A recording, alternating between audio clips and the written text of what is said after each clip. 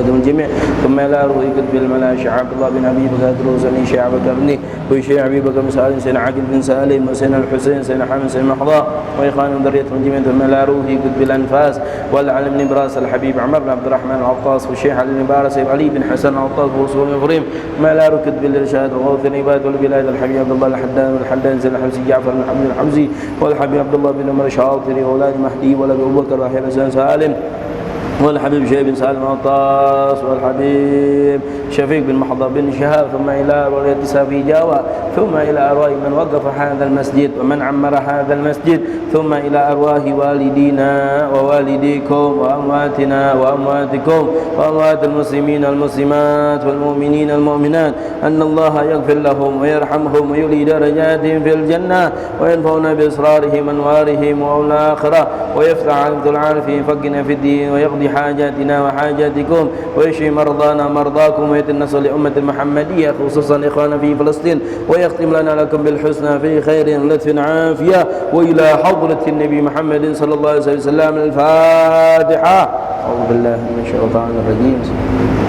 الحمد لله رب العالمين إياك نعبد وإياك نستعين صراط المستقيم غير المغضوب عليهم ولا الضالين. بسم الله الرحمن الرحيم. السلام عليكم ورحمة الله وبركاته.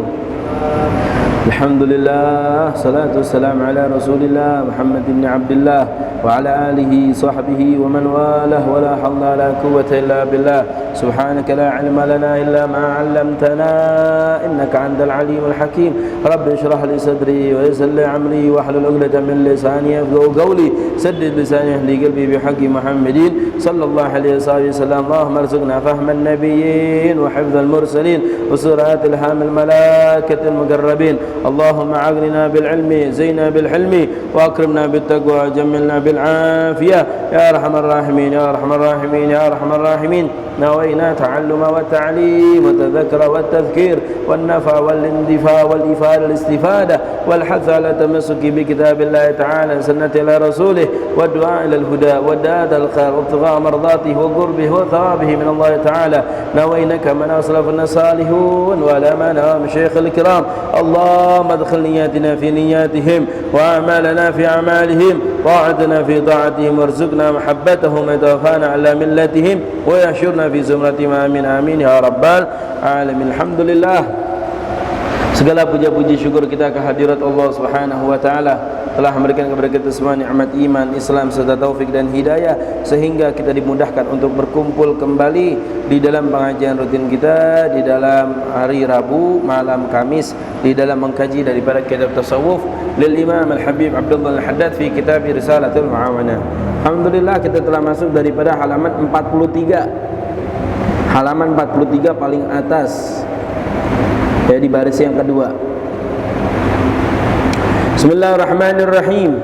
Qala Syekh al-Mu'allif rahimahullahu taala wa ada manafa bi ulumi fid darin amin radhiyallahu ankum wa idza nadaka muslimun fa'ajibhu bit talbiyah wa idza da'aka ila ta'ami fala tatrukil ijabah illa li'udhri syar'i wa idza aqsama 'alayka an taf'ala syai'an aw tatrukahu fabirra qismahu ma lam yakun fi ma'siyah lillah wa la tas'al ahadan billahi syai'an wa in su'ilta billahi syai'an fa iyyaka an tamna. Qala Rasulullah sallallahu alaihi wasallam mal'un man sa'ala billah wa mal'un man su'ila billah falam yu'ti wa 'alayka bi iyadatil marda wa tashyi'il janaiz wa bi ziyarati ikhwanikal muslimin fillah kullama ishtaqta ilaihim wa bi musafahatihim 'inda al-liqa' wa su'alihim an ahwalihim wa su'ali amman ghaba minhum fa in kana maridan 'udtahu wa in kana fi shughlin a'antahu in istata'ta wa illa da'awta lahu ila akhirih. Daripada kalam Al-Habib Abdullah bin Ali Al-Haddad. Al-Habib Abdullah bin Ali Al-Haddad daripada minggu-minggu kemarin beliau memberikan nasihat kepada kita semua, apabila ada yang bersin maka ucapkanlah daripada kalimat yarhamkumullah. Apabila dia ngomong dia baca alhamdulillah. Yang bersin Hashim alhamdulillah. Kita sebagai muslim hak kita terhadap muslim kita, terhadap sesama muslim adalah tashmitul atis, berhak ya, hak kita, kewajiban kita bagi orang yang sedang bersin adalah mengucapkan yarhamkumullah, dengan syarat kalau dia ngucapin alhamdulillah. Kalau dia nggak ngucapin alhamdulillah, maka kita ingatkan, fadzakirhu bil hamad, ya, kita ingatin alhamdulillah, kita gituin agar dia membaca alhamdulillah. Dikatakan barang siapa yang mengingatkan orang ketika lagi bersin, dia nggak baca alhamdulillah, tapi kita duluan alhamdulillah, kita gituin, maka kita terhindar daripada beberapa macam penyakit. Faidahnya adalah kita terhindar daripada beberapa macam penyakit. Itulah. Dan jangan lupa baca doa kalau setelah bersin, jangan lupa baca doa. Selain kita dianjurkan membaca alhamdulillah, kita dianjurkan juga untuk membaca doa. Apa doanya? Allahumma rzuqni malan yakfini wa baitan ya'wini. Kemudian apa lagi? Waqfi syarra man yu'dhini. Kemudian wahfat agli wa dini. Apa artinya? Allahumma rzuqni malan yakfini. Ya Allah, berikanlah aku rezeki yang mencukupi diriku. Jadi minta rezeki yang cukup, yang berkah. Jangan minta rezeki banyak tapi nggak cukup. Berapa banyak orang rezekinya banyak, gajinya sampai puluhan juta, bahkan ratusan juta, tapi bagaimana? Nggak mencukupi kebutuhannya. Maka kita minta sama Allah apa? Rezeki yang mencukupi. Berapa banyak orang ya, gajinya per bulan cuma ratusan ribu, cuma puluhan ribu, tapi subhanallah dengan rezeki yang sedikit dapat mencukupi kebutuhannya. Maka kita minta sama Allah, Allahumma rzuqni malan yakfini. Ya Allah, berikanlah aku rezeki yang mencukupi diriku. Wa baitan ya'wini, dan rumah yang dapat menaungiku ya Rabb, yang dapat melindungiku daripada panas dan daripada hujan. Waqfi syarra man yu'dhini, hindarkan aku daripada orang-orang jahat yang ingin mengganggu diriku, yang ingin menyakiti diriku, hindarin ya Rabb. Kemudian apalagi? Wahfat agli wa dini, jaga ya Allah daripada akalku dan daripada agamaku. Ya, agar Allah jaga akal kita, agar pemikiran-pemikiran kita adalah pemikiran-pemikiran yang sesuai dengan perintah Allah, dengan syariat Allah dan sunnah baginda besar Nabi Muhammad. Ya, kemudian agama kita jaga agar agama kita ini terlindungi, agar kita beragama, kita beribadah sesuai apa yang dilakukan oleh Rasulullah SAW dan para sahabat, mengikuti jalan mereka, karena jalan mereka adalah jalan yang lurus, siratal mustaqim. Ya, jalan yang lurus, jalan yang menyampaikan diri kita, mendekatkan diri kita kepada Allah Subhanahu wa taala. Kemudian Imam Haddad sekarang memberikan nasihat. Ya, yang tadi itu doa yang 4 adalah doa yang dianjurkan baca bagi orang yang sedang bersin. Allahumma rzuqni malan yakfini wa baitan ya'wini wahfat kemudian waqfi syarra man yu'dhini wahfat agli wa dini. 4 doanya. Doa tersebut dibaca bagi orang yang bersin.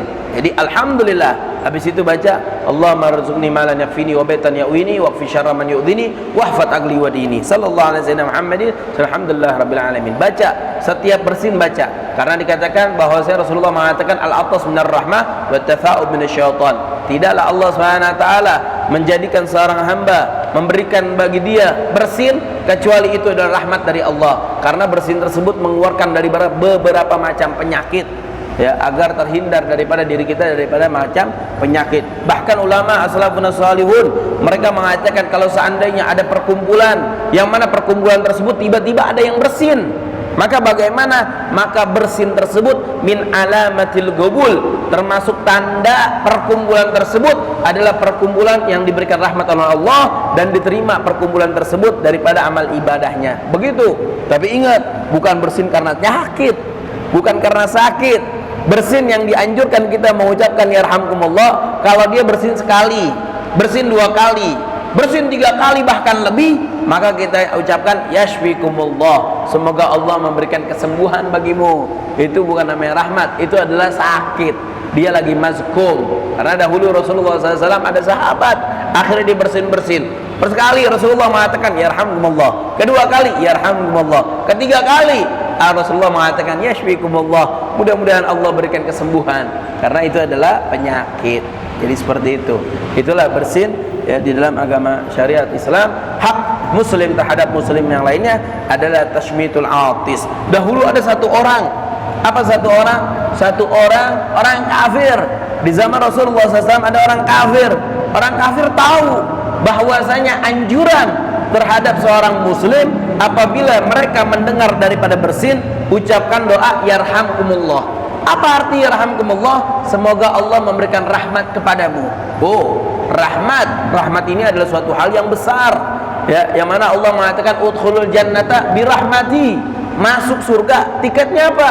Tiketnya adalah rahmat dari Allah, kasih sayang Allah SWT.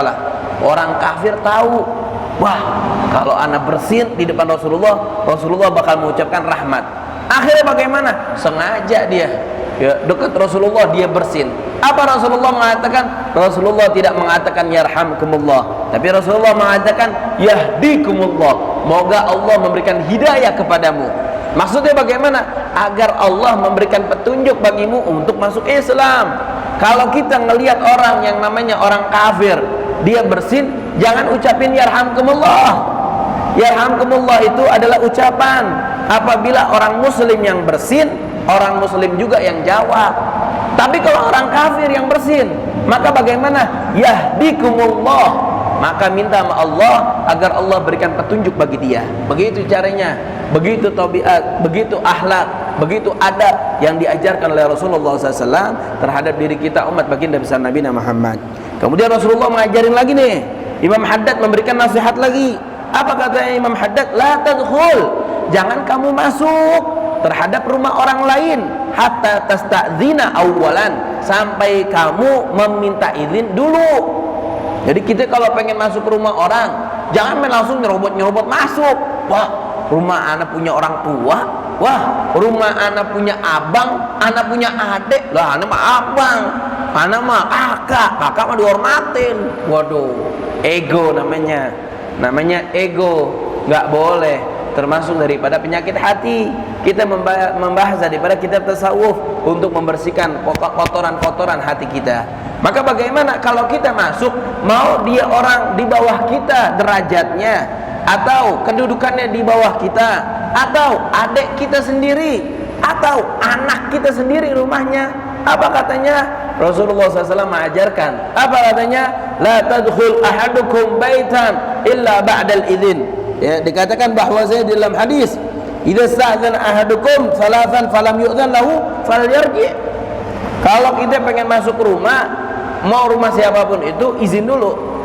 Kalau 3 kali kita izin, idza sta'dzana ahadukum salatan, ya, falam yu'dzan lahu falyarji. Kalau udah izin berkali-kali, assalamualaikum, 3 kali kita assalamualaikum, kemudian dia diam aja. Ada orangnya di dalam, tapi dia diam aja sengaja. Ya, maka kan mengatakan itu dia nggak mengizinkan kita untuk masuk. Falyarji, maka lebih bagus kita pulang. Jangan yang namanya kita masuk karena dia tidak mengizinkan. Kalau kita ketok-ketok, kita tahu dia ada di dalam rumah, kita tahu dia dengar salam kita, ya, maka itu mengatakan, oh ini makanya dia nggak mau kita datang. Tapi kalau emang dia di kamar mandi, dia nggak dengar, nggak masalah, terusin assalamualaikum. Atau kalau kita lah masuk, kadang nih ada perempuan kalau kita datang pengen ketemu sama suaminya, perempuan tersebut nggak pengen kita masuk, ya, kita ketok-ketok, tok, assalamualaikum. Oh, suami saya lagi jalan, suami saya belum pulang. Berarti menandakan kita nggak boleh masuk. Berarti dia mengadakan bahwasanya kita nggak diizinkan untuk masuk. Jangan main serobot. Ini kadang-kadang orang, ya nggak apa-apa rumah adik anak. Adik ente. Rasulullah SAW dahulu pernah mengatakan kepada satu orang laki-laki bertanya kepada Rasulullah, ya Rasulullah SAW, apakah, ya, aku patut yang namanya izin apabila aku tinggal bersama orang tuaku? Kata Rasulullah, patut izin. Jadi terkadang di dalam rumah tersebut ada kamar tersebut khusus, ada kamar orang tua, ada kamar anak, ada kamar orang, misalkan kamar tamu.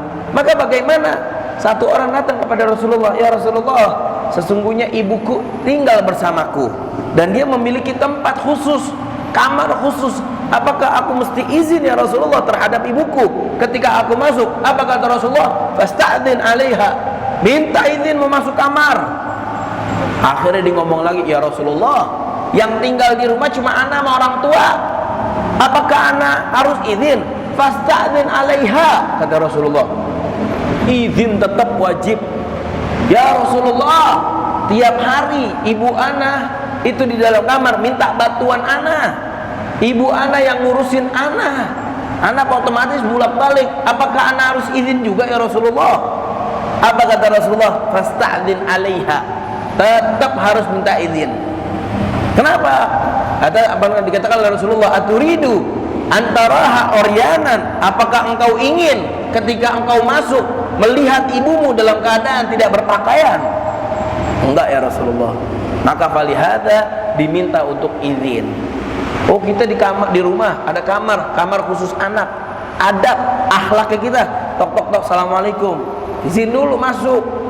Ya, di rumah kita ada kamar orang tua, tok tok tok, assalamualaikum, mau masuk. Begitu caranya.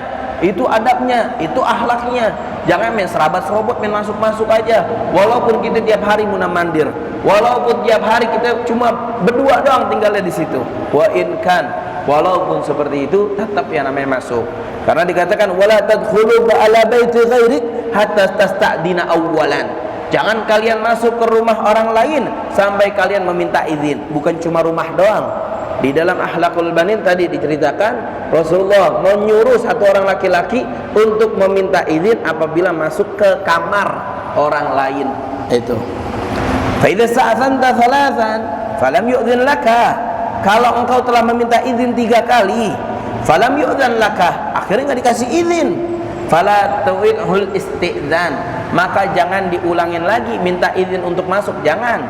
3 kali minta izin, assalamualaikum, assalamualaikum, 3 kali. Ya, kemudian dia nggak jawab, ya, sengaja nggak jawab, atau dia tidak memberikan izin, maka bagaimana? Jangan sampai minta izin 4 kali, 5 kali. Ya, bahkan di dalam Al-Quran Allah mengatakan dalam Al-Quran, wa in qila lakum irji'u farji'u huwa azka lakum wallahu bima ta'maluna alim. Seandainya ketika engkau meminta izin untuk masuk ke dalam rumah, meminta izin untuk masuk ke dalam kamar orang lain, kemudian mereka tidak memberikan izin, mereka suruh dirimu untuk pulang, farji'u, pulang, kembali, jangan masuk. Kenapa? Huwa azka lakum, kata Allah, itu adalah hal yang paling bagus. Wallahu bima ta'maluna alim, sesungguhnya Allah mengetahui terhadap apa yang kalian lakukan. Itu. Nah, terus adab lagi nih, akhlak lagi yang Rasulullah ajarkan.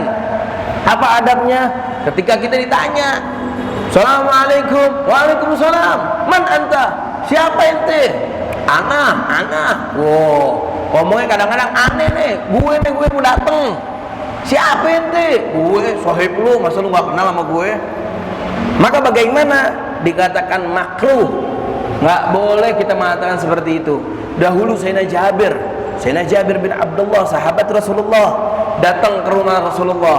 Rasulullah diketok-ketok, assalamualaikum. Rasulullah tanya, man anta, siapa engkau? Akhirnya Jabir mengatakan, ana ya Rasulullah. Man anta, ana ya Rasulullah. Man anta, ana ya Rasulullah. Akhirnya Rasulullah buka pintunya menghadap ke Sayyidina Jabir dalam keadaan muka yang kesal. Kenapa? Karena laisa minal adab, bukan termasuk daripada adab, bukan termasuk daripada akhlak. Kalau kita datang ke rumah orang ngomong, ini gue aneh nih, aneh, sohib ente, bos ente, nah, nggak boleh kita mengatakan gitu. Sebutkan anak fulan, anak ini, sebutkan namanya, begitu. Bahkan dahulu ada satu ulama, ya, satu orang muridnya datang ke rumahnya. Akhirnya ketok-ketok pintu, man anta, ana, khalas irji, katanya, pulang ente. Sesungguhnya anda nggak punya teman yang namanya ana, dia nggak punya teman yang namanya aku, katanya. Akhirnya disuruh pulang. Siapa yang mengajarkan ini semua? Yang mengajarkan ini semua adalah Sayyidina Jibril alaihi salam. Tatkala Sayyidina Jibril alaihi salam mi'raj, ya, mi'raj bersama Rasulullah SAW, ya, datang ke pintu langit yang pertama, datang ke pintu langit kedua, datang ke pintu langit ketiga sampai ketujuh. Sayyidina Jibril ditanya, man anta? Ana Jibril. Wa man ma'ah? Ya, ma'ana Muhammad Rasulullah SAW. Hal qad bu'itha? Apakah udah diutus Rasulullah? Na'am qad bu'itha. Akhirnya dibukain pintu. Siapa yang ngajarin? Sayyidina Jibril alaihissalam. Akhlak tersebut Sayyidina Jibril. Sayyidina Jibril ketika datang ke langit pertama ditanya, "Man anta?" "Ana Jibril." "Wa man ma'ak?" Siapa yang bersamamu? "Muhammadur Rasulullah." "Hal qad bu'itha?" Apakah sudah diutus? "Na'am, qad bu'itha." Sesungguhnya sudah diutus. Dibuka oleh langit pertama, marhaban, kemudian diucapkan oleh penduduk langit pertama, "Selamat datang ya khatamul anbiya, selamat datang Habibullah, selamat datang khatamur rasul." Ila akhir Rasulullah disambut. Naik lagi ke pintu langit kedua, ya, dijaga sama malaikat pintu tersebut, ditanya, "Man anta?" "Ana Jibril." Ila akhirih, sampai pintu langit ketujuh. Maka itulah adab akhlak kalau kita datang ke rumah orang. Jadi kalau kita datang ke rumah orang, ditanya, "Siapa namanya?" Kita jawab, "Ana fulan." Gitu. "Siapa?" Ana. Lah, sohib ente. Waduh, sohib ente. Sohib ana banyak. Murid ente. Wah, murid ana banyak. Jangan seperti itu. Ya, sebutin namanya, itulah akhlaknya, itulah adabnya. Dan perlu kita ketahui, banyak orang nih kadang-kadang nih datang tamu di empat. Astagfirullahaladzim. Kita alhamdulillah, ya. Kalau kita nih kebiasaan kita nih orang-orang Indonesia, alhamdulillah orangnya karam-karam, orang Indonesia. Orang Indonesia ramah tamah. Kalau ada tamu didemen. Ya, jangan yang namanya kalau ada tamu itu empat, ya Allah, pakai tamu datang lagi, makanan kagak ada, duit kagak ada, mau beli apaan? Nah, makanya dikatakan termasuk adab dan akhlak, kalau tamu datang, kasih apa yang ada di dalam rumah. Kasih apa yang ada keluarin, yang nggak ada jangan dibeli, jangan dicari. Kenapa? Karena dengan cara seperti itu mengajarkan kepada diri kita, besok kalau tamu dadakan datang, kita nggak merasa empat, nggak merasa kesel. Kenapa? Lah orang kita biasa nyambut tamu apa yang ada. Tapi coba terhadap orang-orang yang ketika lagi ada datang tamu disambut dengan acara yang mewah, yang masya Allah. Terkadang, nggak semua, terkadang orang-orang nih kalau ada tamu dia semuanya dikeluarin. Terkadang kalau dia nggak punya apa-apaan, tamu datang dadakan, dia empat sendiri. Ya Allah, duit lagi kagak ada, makanan kagak ada, tamu pakai datang lagi dah. Nah, maka dikatakan termasuk akhlak Rasulullah SAW ngajarin. Termasuk akhlak apa? Akhlaknya ketika tamu datang keluarin apa yang ada. Oh, yang ada apa aneh? Minuman, air putih dong, kasih air putih. Oh, ada teh, ada kopi, kasih. Yang kagak ada nggak usah dicari. Kalau pengen cari, pengen rezeki lebih, tafadhol, silakan. Bagus, ikramud duyuf, bagus. Rasulullah mengatakan dalam hadis, "Man kana yu'minu billahi wal yawmil akhir falyukrim dhaifahu." Barang siapa yang beriman kepada Allah dan beriman kepada hari kiamat, falyukrim dhaifahu, muliain tamu. Oh, Sayyidina Ali dahulu sampai nangis 7 hari selama seminggu, ya. Sayyidina Ali kagak datang rumahnya satupun tamu, nggak ada yang datang ke rumah Sayyidina. Apa kata Sayyidina Ali? "Ya Allah, apakah ini engkau telah menghinakan diriku sehingga engkau tidak mengutus tamu orang muslim untuk datang ke rumahku? Apakah engkau telah menghinakan diriku ya Rob?" Sampai ngomong kayak gitu Sayyidina Ali. Pengen yang namanya tamu tuh datang, girang tamu. Bahkan apabila tamu datang membawa rahmat, tamu datang ke rumah kita, makan kenyang, minum kenyang 7 hari selama seminggu, dikatakan itu malaikat nggak bakal mencatat keburukan kita. Kemuliaan tamu kalau datang, tamu datang ahlan wa sahlan wa marhaban, sambut dia biar senang, kasih makanan yang ada, kasih minuman yang ada. Dia kenyang pulang nih, dia pulang dalam keadaan gembira, itu malaikat doain rumah kita jadi berkah. Bahkan dikatakan bahwasanya malaikat pencatat amal buruk libur dulu, nggak mau mencatat amal buruk kita. Kenapa? Karena kita telah muliakan tamu. Termasuk Nabi yang paling memuliakan tamu siapa? Nabi Allah Ibrahim alaihissalam. Nabi Allah Ibrahim dikatakan Abu Dhaif. Nabi Allah Ibrahim dikatakan mendapatkan julukan apa? Bapaknya para tamu. Kenapa? Karena Nabi Allah Ibrahim nggak mau makan kecuali makan bersama orang lain. Jadi kalau beliau lagi makan pagi nih, cari orang dulu, sini temenin ana makan bareng. Makan siang terus begitu, makan malam terus begitu. Akhirnya diceritakan bahwasanya Nabi Allah Ibrahim alaihissalam meminta kepada Allah, "Ya Allah, ana pengen semua orang yang ada di muka bumi ini, ya, dari zaman ana sampai akhir zaman, semuanya adalah tamu ana ya Rabb. Ana pengen menjamu daripada semua tamu ya Rabb. Maka bagaimana Allah Subhanahu wa taala memerintahkan Nabi Allah Ibrahim, ambil itu tuh batu dari gunung, ambil tuh batu. Akhirnya diambil, percikan batu diambil gitu kayak genggaman pasir. Akhirnya tiup ya Allah Nabi Allah Ibrahim. Akhirnya Nabi Allah Ibrahim tiup. Ketika ditiup, itu tiupan tersebut di Allah sebarin di muka bumi. Jadilah garam, garam laut sama garam gunung. Dua-duanya termasuk daripada ya diafa min Sayyidina Ibrahim alaihissalam. Jamuan Nabi Allah Ibrahim alaihissalam terhadap umat ila akhir zaman adalah garam. Siapa orang yang di muka bumi ini nggak pernah makan garam? Semuanya makan garam. Garam dari mana garam? Dikatakan kisahnya garam, ulama mengatakan adalah diafah. Itu adalah jamuan dari Nabi Allah Ibrahim alaihissalam terhadap umat ya daripada Nabi Muhammad ila akhir zaman.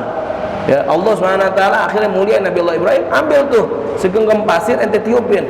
Tiupan tersebut akhirnya disebarin nama Allah, jadilah laut menjadi asin, jadilah gunung-gunung menjadi asin ila akhirih.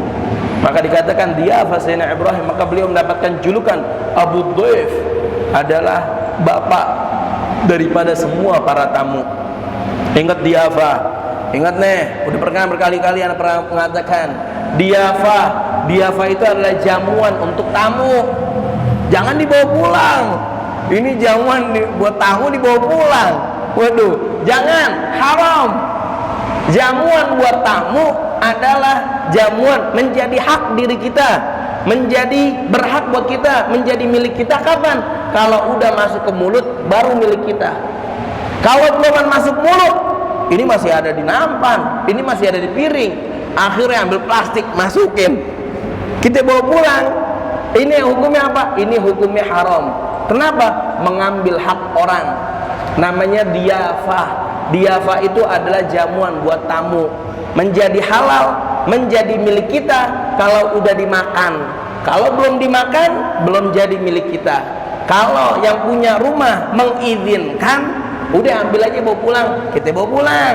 Sekedarnya, jangan semuanya dibawa pulang. Tamu bukan cuma kita doang, tamu banyak. Ya, jadi kalau kita datang ke rumah orang, ditawarin makanan, jangan langsung ambek-ambek aja, diambil semuanya. Rezeki lah, kali nanti datang lagi tamu yang lain, kali nanti keluarganya pengen makan lagi. Itu termasuk hal yang diharamkan. Gak boleh kita bawa pulang kecuali dapat izin. Berapa dikasih boleh pulang, kita bawa, karena belum menjadi milik kita. Kecuali apa? Kecuali kita makan baru jadi milik kita. Kita belum makan, belum jadi milik kita. Izin dulu, dapat izin, baru kita ambil. Jangan langsung ambil aja. Itu namanya diafah. Namanya adalah jamuan. Itu dikatakan, falam yu'dzin laka fala tu'idhul isti'dzan. Maka jangan yang namanya minta izin lagi. Kemudian, wa idza nadaka muslimun fa'ajibhu bitalbiyah. Kalau ada orang ya memanggil dirimu, yang mana orang tersebut adalah orang muslim, fa'ajibhu bitalbiyah, maka jawablah daripada panggilan tersebut. Jawabannya bagaimana? Jawabannya adalah dengan kalimat labbaik. Ya, labbaik wa sa'daik. Jadi kalau ada orang manggil, kita jawabnya labbaik. Apa labbaik artinya? Aku memenuhi panggilanmu. Oh, kalimatnya simpel banget kalau bahasa Arab. Kalau bahasa Indonesia, aku memenuhi panggilanmu. Jauh banget, panjang banget. Jadi lebih bagusnya gimana? Labbaik wa sa'daik. Ya, kebahagiaan buatmu. Aku memanggil panggilanmu. Bitalbiyah, jawab. Ya, kalau mau manggil dengan sunnah, dengan cara labbaik. Kalau mau manggil, ya kalau kita nggak pakai sunnah, ya, dengan cara ya mutlak sunnah aja. Bagaimana? Kalau dipanggil, ya marhaba gitu. Ya kalau biasa kalau bahasa Arab jawabnya marhaba. Siap. Kenapa? Gitu jawab. Ada orang manggil, jawab. Jangan nggak dijawab. Termasuk akhlak adalah menjawab daripada panggilan orang yang memanggil kita. Dan ingat, panggil orang dengan panggilan yang paling disenangin sama dia. Itulah termasuk hal yang dianjurin. Nama dia siapa? Nama dia adalah Muhammad. Muhammad siapa?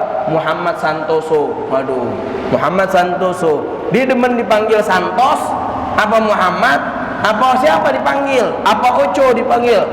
Maka tanya dia demennya siapa dipanggil? Kalau dia demennya dipanggil Muhammad, panggil Muhammad. Kalau dia demen dipanggil Santoso, panggil Santoso. Kalau dia demennya dipanggil Oco, panggil Oco. Serah. Ya, panggil orang dengan nama yang paling disukai nama dia.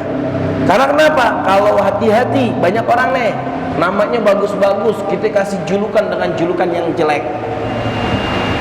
Kita memberikan julukan dengan julukan yang jelek, ngatain orang. Maka bagaimana? Berapa banyak orang yang ngikutin apa yang kita telah julukin kepada orang lain, berapa banyak itu pula dosa kita.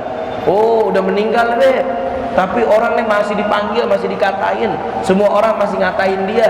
Dengan sebab siapa? Nih orang yang meninggal. Itu dosa ngalir sampai kuburan.